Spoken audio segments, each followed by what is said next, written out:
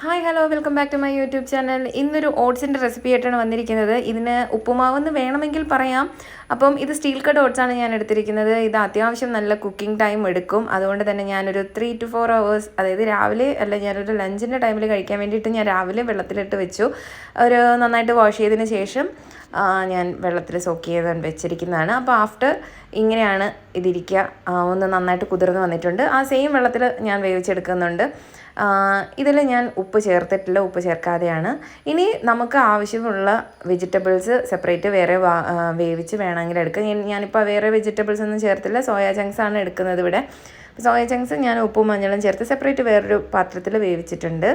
ഇനി അപ്പോൾ ആ ഒരു സമയം കൊണ്ട് നമ്മുടെ ഓട്സ് ഏതാണ്ടൊക്കെ ആയിട്ടുണ്ട്. ഈ ഒരു പരുവാണ് വേണ്ടത് കേട്ടോ. ഇനി കുറച്ച് ഇഞ്ചി, പച്ചമുളക്, വെളുത്തുള്ളി, ഈ വക സാധനങ്ങളൊക്കെ ചതച്ചെടുക്കാം, അല്ലെങ്കിൽ കുഞ്ഞായിട്ട് അരിഞ്ഞെടുക്കാം. ഇതൊക്കെ ഞാൻ മാറ്റി വെച്ചിട്ടുണ്ട്. ഇനി ഒരു പാൻ എടുക്കുക. അതിലേക്ക് ബട്ടറും കുറച്ച് സൺഫ്ലവറും, കോക്കനട്ട് ഓയിലല്ല സൺഫ്ലവർ ഓയിലാണ് ഞാൻ എടുത്തിരിക്കുന്നത്, ബട്ടറും ചേർത്ത് ഈ നേരത്തെ അരിഞ്ഞ് വെച്ചിരിക്കുന്ന ഇഞ്ചി, പച്ചമുളക്, വെളുത്തുള്ളി, കുറച്ച് സവാള, ഇതെല്ലാം കൂടെ നന്നായിട്ട് വഴറ്റുക. ഇതിലേക്കാണ് ഞാൻ ഉപ്പ് ചേർത്ത് കൊടുക്കുന്നത്. നേരത്തെ ഓട്സിൽ ഉപ്പ് ചേർത്തിട്ടുണ്ടായിരുന്നില്ല. അപ്പോൾ ഇതിൽ ഉപ്പും കുറച്ച് ഒരു ടേസ്റ്റിന് വേണ്ടിയിട്ട് പഞ്ചസാരയും ആഡ് ചെയ്ത് നന്നായിട്ടൊന്ന് വഴറ്റിയെടുക്കുക.